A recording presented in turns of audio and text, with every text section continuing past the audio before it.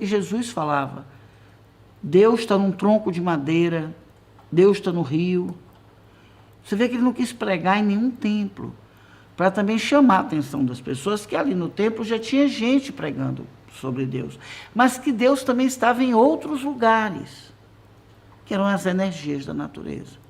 No próprio Gênesis, está lá escrito que nós somos os últimos a ser criados, inclusive. Primeiro, Deus cria todas as energias da natureza. Por quê? O que seríamos de nós sem a energia da natureza? O que seríamos de nós se o processo evolutivo não se iniciasse primeiro tendo água, primeiro tendo fogo, primeiro tendo ar, primeiro tendo terra, tendo esses 4 elementos? Como poderia ter vida humana na Terra?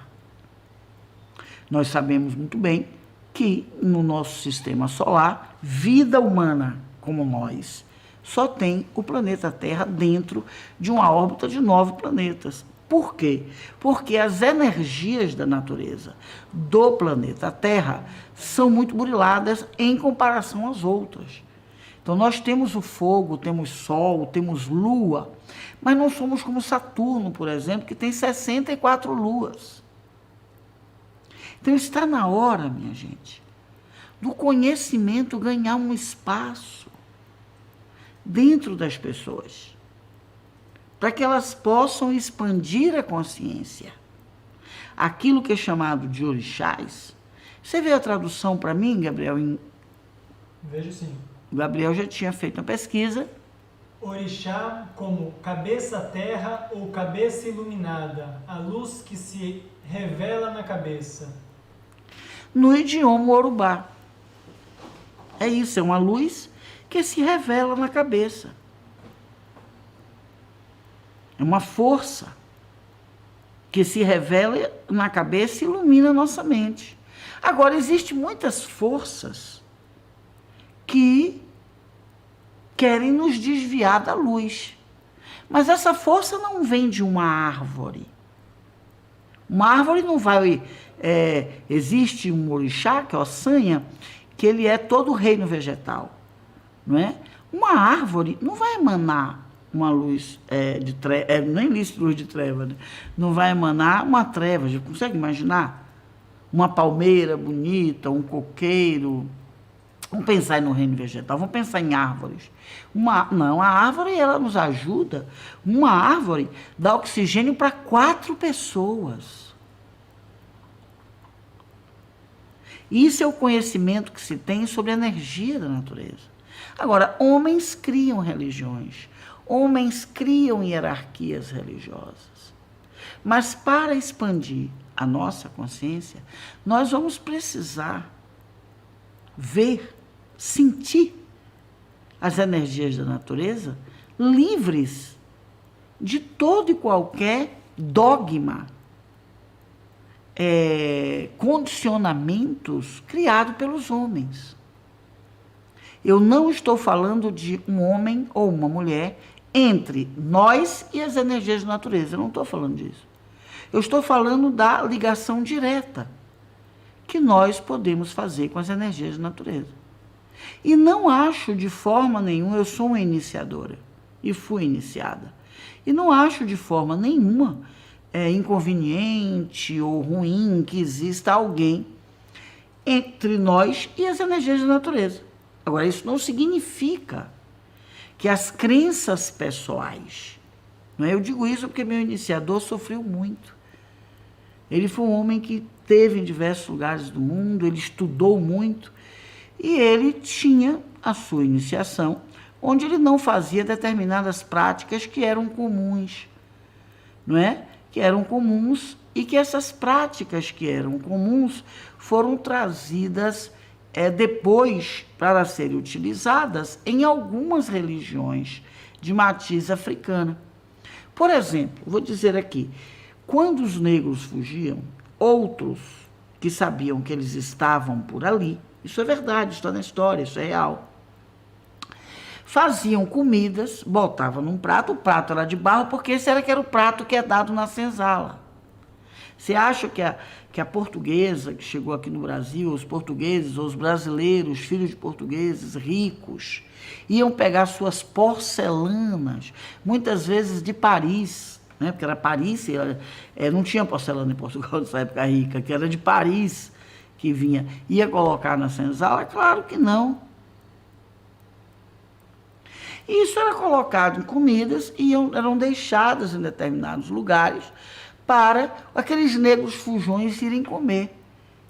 Mas isso, quem sabia, eram 2, 3, porque existia traição dentro da senzala. Existia gente que estava dentro da senzala, existe gente, treva existe em todo lugar. Existia gente que estava dentro da senzala que vigiava os outros. Porque se pegasse uma história para poder contar ao senhor da fazenda, ao dono, ao capital, como é? Capangas, não é? Capataz, já ia dizer Satanás, Deus me perdoe. Ao capataz, porque uma coisa dessa ficar batendo nos outros e prazer disso é meio complicado. O capataz da fazenda contava, traía mesmo seus companheiros ali, em troca de um dinheiro, em troca de uma comida, em troca de uma roupa. Dinheiro não, eles não tinham o que comprar. Mas muitos pediam, porque sonhavam um dia terem dinheiro para poder comprar a sua alforria. Isso é mais perto. Leis que já estavam perto da abolição, né? Mas os antigos não tinham o que fazer com dinheiro. Mas por uma roupa, por uma comida, por qualquer barganha. Não é porque eles viviam numa situação muito difícil. Para não apanhar, para se errarem, o capataz não ficar contando tudo para o senhor da fazenda, para não mandar bater neles, entendeu? Então, dito isso, eu acho que, se vocês forem pesquisar, vocês vão encontrar isso, que está sendo dito aqui, não é escrito, inclusive, pela própria cultura negra, em diversos lugares, entendeu? E, no entanto, isso se virou também uma tarefa, digamos assim, dentro de um ritual. Há aqueles que acreditam que, ao colocar determinadas comidas em um prato de barro e colocar numa mata ou colocar numa coisa, que aquilo, de alguma forma, está realizando algum trabalho. Eu sou alquimista e crio insumos, não é? Então, eu faço isso com as folhas. Eu pego as folhas, eu ponho para secá-las. Se chegar na minha casa aqui agora, você vai ver que eu estou com milhares de folhas colocando para secar. Então, como eu conheço a alquimia, como eu trabalho com sementes, eu consigo enxergar que essa atitude deles tem muita lógica, tem muito sentido, tem uma razão de ser, porque nós fazemos diferente.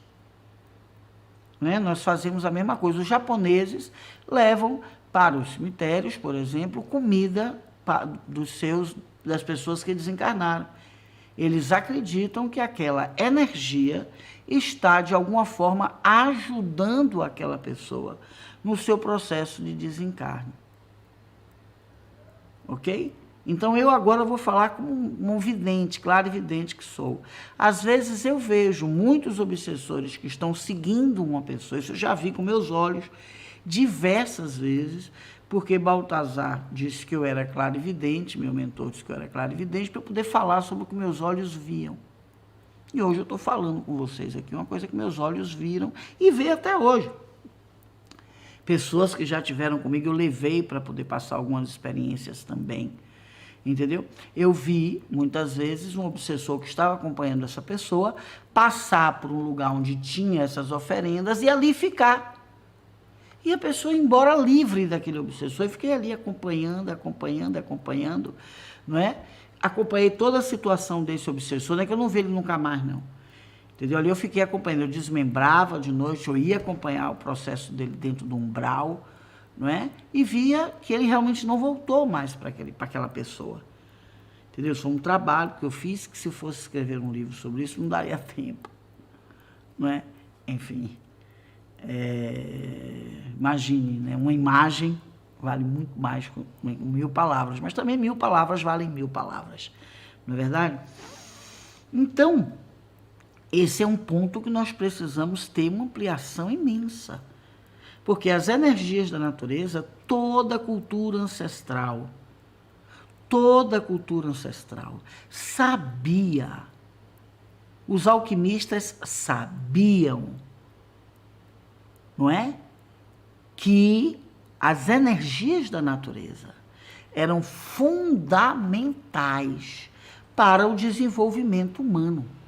Tanto a energia da própria comida, quando dizem assim, você está com dor de barriga, não está com o intestino desarranjado, como uma banana. Ou seja, tanto para o nosso alimento e para a nossa cura, quanto para também o nosso corpo etérico, não é? Para ajudar o nosso corpo etérico a estar em condições de estar dentro do nosso corpo físico. Quanto mais nós nos afastamos da natureza e dos conhecimentos que a natureza nos transmite, quanto mais nos mantemos distantes da natureza e das sabedorias que elas conhecem, para poder nos ajudar na nossa saúde física, na nossa saúde emocional, no nosso desenvolvimento físico, no nosso desenvolvimento emocional, principalmente no nosso desenvolvimento do nosso corpo etérico. O corpo é de éter, quinto elemento. O éter também é uma energia da natureza em planeta Terra. O éter também é uma energia. O éter é o mesmo arco-íris. O arco-íris é uma energia da natureza em planeta Terra.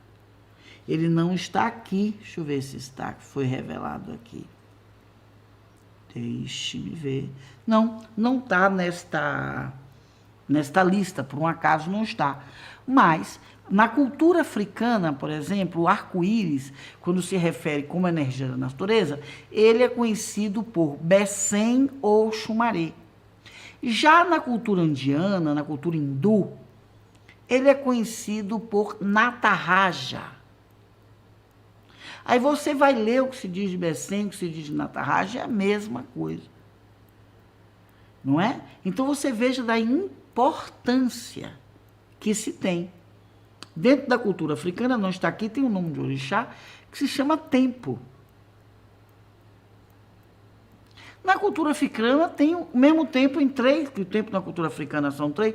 Na cultura indiana também tem, Vishnu é o tempo final. Pesquisei para mim, Gabriel, que às vezes é tanto nome, gente. É tanta coisa que eu estudo. Entendeu? Eu fui estudar todas essas coisas para compreender o que eu via. Porque eu vejo, se eu estou numa mata, eu vejo a energia da natureza saindo da árvore e chegando perto das pessoas, assim, eu vejo isso. Então eu precisava compreender o que eu estava vendo, o que meus olhos estavam vendo. Então eu tive que estudar muito, fazer muitas iniciações, para dar conta da minha paranormalidade. Eu vejo aura, não é? Enfim, para dar conta dessa condição, né, que eu nasci. Então foi estudando tudo que muito do que eu estou dizendo para vocês aqui, foi estudando que eu comecei a dar conta. A trindade é Vishnu, Brahma e Shiva. Aí, tá vendo? Né? Então, nós precisamos muito dessas energias da natureza. Sabe por quê? Você vai ver aí Hahnemann, que foi quem criou a homeopatia, e outros também, falando que há uma semelhança nossa com uma energia da natureza. E isso não significa que você tenha que fazer religião nenhuma, gente.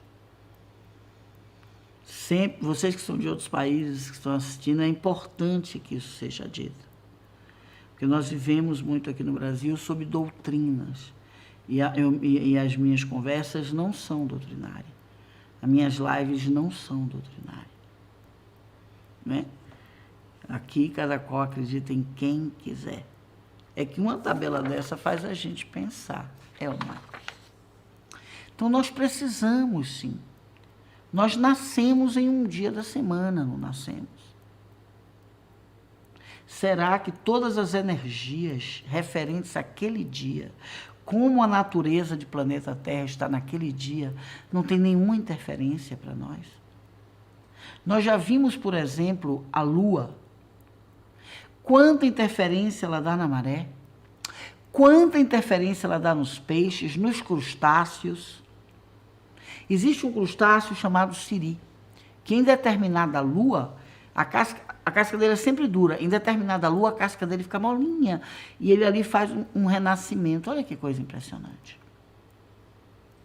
Todo mundo que trabalha com grávidas sabe que quando chega a lua cheia, se está ali perto dos 9 meses, pode muita tendência de nascer menino. Gente, então a gente acha que as energias que tem na lua, a lua está sendo dada aqui como o quê, por exemplo? As energias que tem na lua não tem nenhuma relação conosco. Agora veja quantos nomes a lua tem.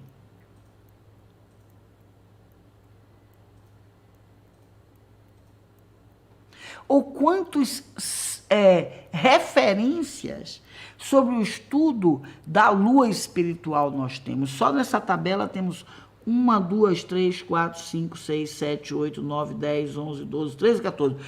Eu tenho 18 iniciações. Só nessa tabela tem 14 referências, 14 coisas para a gente estudar sobre as energias da lua. Quando você for estudar, você vai dizer, tá, eu estou estudando a mesma coisa. É muito parecido esse negócio que eu estou lendo aqui. E isto é que é fantástico. Porque quando essas referências foram escritas, não é? Foram registradas, não existia internet. Não tinha como copiar. Cada um falava um idioma. Por isso que se levou muito tempo. Eu vejo que a internet é o começo da queda da Torre de Babel. Eu vejo isto. Eu prevejo isso, eu estou dando uma previsão, quiçá uma profecia para o planeta Terra. Então, isso são as energias da natureza.